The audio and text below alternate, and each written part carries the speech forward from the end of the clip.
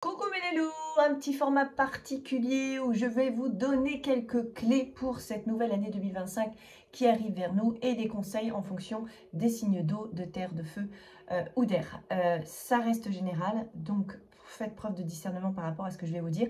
Je vous invite à noter d'ailleurs ce que je vous dis, à le mettre sur un petit calendrier, sur un petit agenda, histoire que vous puissiez peut-être le relire au cours de l'année 2025 et vous dire ok, je comprends mieux. De façon générale, l'année 2025 est une année universelle 9. Si vous faites 2 plus 2 plus 5, on reste sur une année de clôture, de bilan et de conclusion. Donc très clairement, l'énergie de fond de cette année 2025 est une année qui va nous inviter très clairement à créer du changement, à clôturer très clairement ce qui ne fonctionne plus. Donc, en fonction de votre mission de vie dont je vais vous parler dans quelques instants, ça va venir forcément appuyer un petit peu plus sur la direction que vous devrez prendre. Donc tout ce qui va ne plus fonctionner, que ce soit relationnellement, sur le plan du travail, sur le plan relationnel, va très certainement être beaucoup plus appuyé sur cette année 2025 et on aura très certainement moins de patience et moins cette facilité à rester dans des situations qui ne nous conviennent plus. Alors ça a un côté un peu, je dirais, plutôt intéressant parce que parfois on reste dans des situations malgré nous, par peur, par déni, alors que ce sont des situations qui ne nous sont plus... qui ne sont pas bienveillantes pour nous et qui doivent être vraiment prises en considération. Donc cette année 2025, elle va être là pour mettre ça en lumière. Donc soyez vraiment attentifs aux choses qui vont vraiment vous peser émotionnellement. Vous allez sentir que vous n'êtes plus à votre place et essayez de bien poser les pieds à terre à ce moment-là pour vous prendre, je dirais, cette ascension et ce starter de cette année 2025 qui vous dit ouais, il va être grand temps au changement, il va être grand temps à la clôture. Donc je crois malheureusement qu'on aura, malheureusement et heureusement encore une fois, mais beaucoup de ruptures professionnelles, des ruptures sentimentales, des déménagements, des changements profonds, des mutations professionnelles, des nouvelles ouvertures aussi professionnelles pour beaucoup d'entre nous, parce que déjà de base nous sommes sur une année 2025. Ensuite, ce qu'il faut savoir, c'est qu'en 2025, tous et toutes, votre mission de vie va rentrer en résonance avec votre année personnelle. Alors, la mission de vie, c'est quoi? Je vais vous lire pour être très clair dans ce que je vous dis. La mission de vie représente un accomplissement significatif de votre destinée qui se manifeste par l'acquisition de nouvelles capacités et un changement de nature. Elle symbolise une part de votre esprit que nous pouvons dévoiler dans le monde. Elle s'accomplit généralement dans la quarantaine et la cinquantaine et requiert l'utilisation du libre arbitre pour être réalisée. Il est possible de la développer dès 35 ans. Alors, comment on calcule sa mission de vie? Eh bien, on additionne simplement son jour et mois de naissance. Par exemple, si vous êtes du 2 mars, eh bien, vous serez 2 plus 3 en mission de vie 5. Si vous êtes du 18 janvier, 18 plus 1, ça fait 19. 1 plus 9, ça fait 10, donc ça fait 1. Il faut réduire entre un chiffre de 1 à 9, d'accord? Donc 19, on fait 1 plus 9 qui nous font 10. 1 plus 0, ça fait 1. Donc, vous êtes à mission de vie 1. Et en fait, sur 2025, toutes les missions de vie sont en correspondance avec l'année personnelle. C'est-à-dire que si vous êtes de 2 mars, 2 plus 3, ça fait 5, vous êtes mission de vie 5, mais vous serez aussi en année personnelle 5. Si vous êtes mission de vie 7, vous serez aussi en année personnelle 7. Si vous êtes mission de vie 9, vous serez aussi en année personnelle 9. Les années personnelles, elles changent tous les 9 ans, d'accord? Et en fonction de l'année personnelle, eh bien, il y a des choses à mettre en avant. Si vous êtes sur une année personnelle 1, par exemple, vous aurez à semer de la nouveauté. Vous démarrez un nouveau cycle. Et ça viendra en résonance avec votre mission de vie 1. Donc, si vous arrivez autour des 35-40, vous êtes en mission de vie 1. Donc là, ça veut dire que, quelque part, vous vous êtes incarné pour inciter votre âme avec le temps à être un petit peu plus dans l'indépendance, dans l'individualité, dans des responsabilités, dans l'expression de votre individualité, en créant quelque chose peut-être avec audace, en semant la nouveauté. Et donc, votre mission de vie 1 rentrera en résonance avec votre année personnelle 1, qui vous dira, il est grand temps de semer de la nouveauté cette année. Voilà, et de te détacher aussi forcément du passé, avec cette année universelle 2025 qui est donc 9. Si vous êtes mission de vie 2, vous aurez aussi votre année personnelle 2. Alors, mission de vie 2, ça veut dire qu'on vous incite, avec cette mission de vie 2, à aller vers plus de collaboration, de conciliation. Le 2, c'est le collectif, c'est les autres, c'est le conseil, l'écoute, c'est souvent des métiers d'enseignement. C'est ne fais pas cavalier seul, contrairement à 1, on te dit sois audacieux, pense à toi. Là, c'est tends la main. Tends la main, mais demande aussi de l'aide, du conseil. C'est une année qui va vous faire travailler sur vos échanges avec les autres, qui va vous dire sois authentique, sois toi. Vraiment communique, mais communique comme tu l'entends. Et si vous êtes en 2 et que vous avez été dans le déni sur vos 2 dernières années, malheureusement, vous risquez de subir quelques ruptures, quelques conflits, puisque quand on n'a pas écouté son âme et qu'on est resté dans des situations qui ne convenaient pas en 2, comme un travail, comme une relation, eh bien généralement le 2 vient réveiller des conflits. Si vous êtes mission de vie 3, vous êtes également en année personnelle 3. Mission de vie 3, ça veut dire qu'avec l'âge, on vous incite à aller chercher votre créativité. Le 3, c'est la créativité et la communication. Donc, on va vous demander peut-être de croire un petit peu plus en vous, en vos dons, en vos compétences. Est-ce que vous allez avoir besoin cette année particulièrement 2025 d'aller démarrer une formation, de créer un projet personnel, de changer la déco de votre appart, d'écrire un livre. Voilà, soyez très très attentifs. Le 3 est une très bonne année personnelle. Mission de vie 3 est très intéressante aussi puisque vous êtes voué à échanger, à communiquer de façon authentique, communiquer qui vous êtes à travers votre voix, à travers l'artistique, à travers une créativité quelconque. Mais croyez en vos dons, mission de vie 3 cette année, croyez en vous, croyez en vos petites lumières intérieures qui ne sont peut-être pas encore allumées. Et 2025 sera très certainement une opportunité de démarrer des formations ou un nouvel apprentissage. Si vous êtes mission de vie 4, donc année personnelle 4 sur 2025, on va vous inciter à vous investir peut-être plus profondément dans un projet. Le 4, il faut faire attention, c'est une année qui est très matière, très réflexion. C'est le carré, c'est mettre de l'ordre dans sa vie. Très très bonne année ceci pour investir dans un projet qu'on a réfléchi depuis longtemps. Généralement, les choses qu'on met en route en 4 sont vouées à durer sur le long terme. La mission de vie 4 vous dit, il est temps que tu mettes un peu d'ordre dans ta vie, que tu ordonnes aussi ta vie, que tu stabilises et sécurises. Le 4, c'est vraiment ce côté très sécurisant, très ordonné. C'est pour ça qu'on peut retrouver parfois des militaires en chemin de vie 4.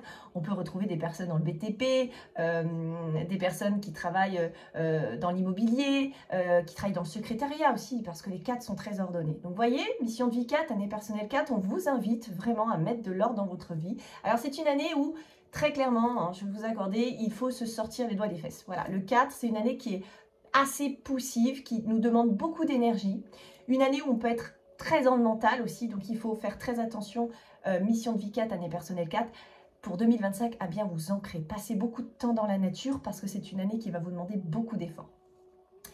Si vous êtes mission de vie 5, donc année personnelle 5, vous allez avoir envie de liberté, de voyage, de bouger, de déménager. C'est une très très bonne année le 5 pour déménager, pour voyager, pour des changements, mutations professionnelles, changements. Mais c'est une année de transition.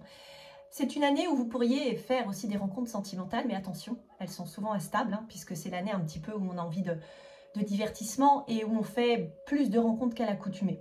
Mais ce sont souvent des rencontres qui peuvent être un petit peu enrichissantes soudainement sur le plan émotionnel, très vite d'ailleurs, très rapidement, mais qui peuvent sur le long terme malheureusement finir aux oubliettes. Donc attention à vos rencontres sentimentales si vous êtes mission de vie 5, année personnelle 5. Mais en mission de vie 5, on vous invite à créer le changement. Ça reste une année de transition. Mais si vous avez envie de voyager, voyagez. Si vous avez envie de déménager sur une nouvelle région, un nouvel continent, faites-le.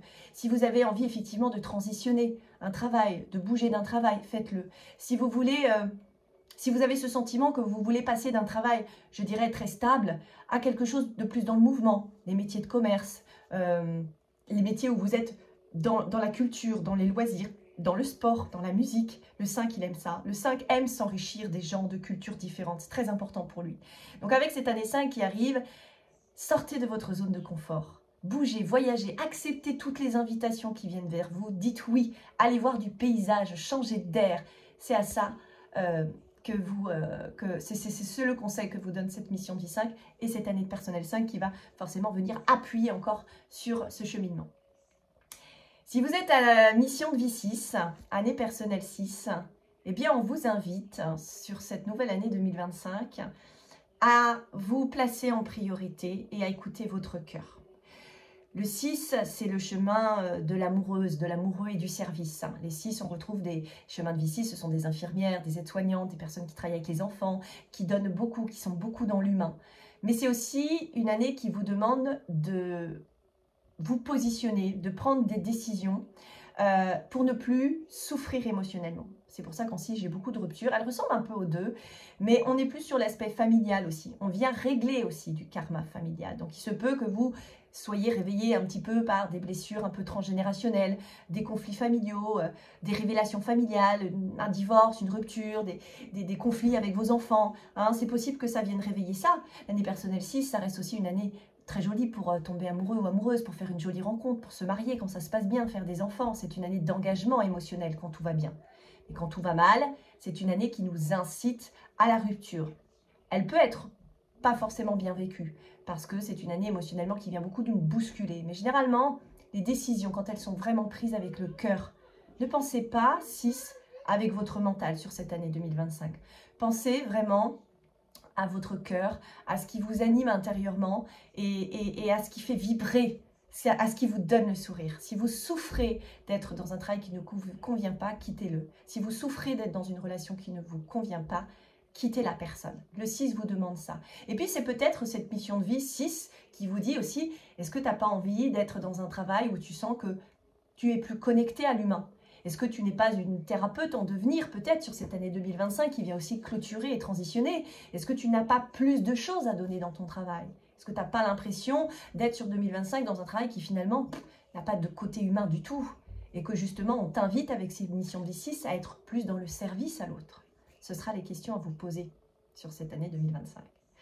Si vous êtes mission de vie 7, donc année personnelle 7, on est sur une année de réveil spirituel. L'année 7, c'est une année d'introspection, de réflexion intérieure, de créativité. C'est l'année où on se pose vraiment les questions de est-ce que je suis à la bonne place? Et qu'est-ce qui vibre pour moi? Et c'est quoi mon âme en fait? C'est quoi le parcours? Le 7, la mission de vie 7, doit s'intéresser à la spiritualité. Si vous êtes très cartésien et que vous vous êtes jamais posé la question de savoir si une vie existait après la mort ou si des dons ou des capacités de magnétisme vous animaient, il faudra peut-être commencer très clairement avec cette mission de vie 7 à vous y intéresser. Et l'année personnelle 7, qui vient aussi sur 2025, va vous donner les clés. Soyez attentive et attentif aux signes sur cette année, aux synchronicités. Vers quoi vous emmène-t-on? Qu'est-ce qui se répète? Vers quoi on va aussi peut-être déstabiliser, déstructurer? Parce que le 7, quand on n'est pas à la bonne place, on le comprend vite. On a un travail qui se désagrège complètement, on a une relation également peut-être, mais le 7 vient vous dire, c'est le message un peu des guides qui vous disent « Hey, t'as signé, tu te souviens que tu avais décidé de faire ça ?» Ben c'est maintenant. C'est souvent une année où on va chercher à vous isoler un petit peu. Il se peut que cette année, vous sentiez que sur 2025, ce n'est pas la grande fulgurance au niveau de l'action, ce n'est pas l'évolution peut-être escomptée de la relation que vous souhaitiez. On n'est pas dans le récolte matérielle et financière. On est plus sur une année où on va peut-être faire du tri dans votre environnement, dans votre entourage. Vous allez vous sentir un peu plus seul. Ben ouais, parce que c'est comme ça qu'on fait le travail sur soi. C'est quand on est dans un sentiment de solitude, où on n'a rien autour qui nous disperse et où on est obligé de faire le travail sur soi. Peut-être une année où vous allez vous découvrir des compétences, des dons, des capacités. Le 7 est souvent une année de formation, une année de réveil intérieur, où on se rend compte qu'on a peut-être des dons de clairvoyance, de capacité. Vous ne serez pas forcément médium ou voyant, mais vous allez avoir des signes, beaucoup de signes. Donc, n'hésitez pas aussi sur cette année 7 à vous aider avec des thérapies parallèles, en vous faisant peut-être 1 ou 2 soins énergétiques dans l'année pour vous permettre d'être un petit peu plus aligné avec les énergies et pour mieux comprendre les signes qui vont vous être clairement donnés sur cette année. Pensez également à vous ancrer. Si vous voulez bien interpréter les signes des guides dans cet accompagnement de mission de vie 7, il faut être ancré pour, je dirais, apaiser le mental quand il le faut et être capable de comprendre les vrais signes de vos guides. Mission de vie 8, donc année personnelle 8, on est sur l'année de la récolte. L'année 8 vous dit, tu vas récolter ce que tu auras semé. Donc, vous allez très rapidement comprendre si vous avez semé des belles choses sur ces 2 dernières années ou si vous vous êtes fourvoyé. Ce sera une année qui vous rappellera, si vous êtes sur la bonne voie, surtout sur l'aspect matériel et financier. Vous démarrez un projet, vous démarrez un nouveau boulot, ça se passe très bien. Vous avez besoin de finances pour démarrer quelque chose, ça tombe. Vous êtes vu, on vous remercie, vous avez des bonnes critiques. Matériellement et financièrement, ça se passe bien, pas de problème de facture, etc. En revanche, si vous avez loupé quelques signes et que vous vous êtes fourvoyé, vous pourriez avoir quelques soucis avec la justice, puisque le 8, c'est aussi la justice. Et d'ailleurs, les missions de vie 8 nous rappellent souvent la blessure d'injustice. Le 8, le chemin de vie 8 est un chemin d'éthique, de valeur, de justesse. On retrouve souvent d'ailleurs des policiers qui ont vécu souvent, les vies antérieures des 8 sont souvent des grosses blessures d'injustice, donc on se réincarne dans un chemin où on va vouloir défendre des lois, défendre la justesse, défendre l'éthique. On peut retrouver des juges, des notaires, des personnes qui travaillent dans l'administratif aussi, qui aiment le carré, qui aiment l'éthique dans leur travail. On va vous rappeler à vos valeurs. Avec ce 8, mission de vie, année personnelle, on va vous dire, est-ce que tu es vraiment dans tes valeurs personnelles? Est-ce que ce travail, il a une vraie valeur pour toi? Est-ce que tu as l'impression de travailler avec tes valeurs? Est-ce que tu ne vis pas dans un monde d'hypocrisie? Et si c'est le cas, vous allez très certainement subir quelques petites récoltes négatives. Donc, soyez attentifs à votre 8. Si vous sentez qu'il vous arrive que des merdouilles sur 2025, c'est qu'on viendra appuyer sur le fait que vous n'êtes pas sur la bonne voie. En revanche, si vous l'êtes, vous aurez une excellente année 2025 sur le plan matériel et financier. Enfin, nos chemins de vie 9. Alors, chemin de vie 9, accrochez-vous. Mission de vie 9. Mission de vie 9, accrochez-vous. Puisque vous êtes en mission de vie 9, vous serez donc en année personnelle 9 et vous aurez le fond, je dirais, énergétique de votre année 2025 qui est une année universelle 9. Autant vous dire que là, s'il n'y a pas de clôture et pas de changement, vous allez vous en mordre les doigts. Puisque déjà de base, l'année personnelle 9, c'est une année de bilan, de clôture, de fin et de conclusion. Donc, j'ai toujours des changements pro, des déménagements, des ruptures sentimentales. On est vraiment sur une année où on vous dit « lâche prise avec ton passé ». C'est aussi ça, c'est aussi d'arrêter de ruminer vos blessures du passé, arrêter de ruminer ce qu'on vous a fait de mal peut-être, essayez de pardonner. Quitter un emploi, quitter quelqu'un, vraiment, on est vraiment dans l'énergie du 9. La mission de vie 9 vous invite aussi, le 9 c'est l'altruisme et la bienveillance. Donc, mission de vie 9, on peut retrouver cette dynamique de se dire, j'ai besoin de sentir que j'aide beaucoup plus dans mon travail. Métier d'aide-soignante, humanitaire, associatif. Les 9, c'est des bienveillants, c'est des gens qui donnent leur chemise, c'est des gens qui sont toujours là pour les autres. Et donc, avec cette mission de vie 9 qui va être appuyée sur l'année personnelle 9, on va très certainement vous inviter à la clôture et au bilan. Le 9 s'épanouit aussi par les voyages à l'étranger. Est-ce que vous allez avoir envie peut-être de bouger à l'étranger sur cette année de clôture? Est-ce que vous allez avoir envie d'être dans un travail où vous allez avoir ce vrai sentiment de vraiment aider les gens? Est-ce que vous n'allez pas avoir une reconversion professionnelle? On quitte un emploi où on a l'impression de ne plus aider pour aller vraiment dans un travail où on sent qu'on va vraiment être dans l'aide. Parce que le 9 aide, le 9 a besoin d'aider. Le 9 s'épanouit dans le collectif, dans le groupe. Il est vraiment dans cette dynamique de soutenir. Voilà. Mais n'oubliez pas que vous devrez aussi très certainement faire des bilans et clôturer les énergies de votre passé. Voilà pour la globalité de cette année 2025 et on se retrouve donc dans une autre vidéo en fonction des signes d'eau, de terre, de feu et d'air. À bientôt!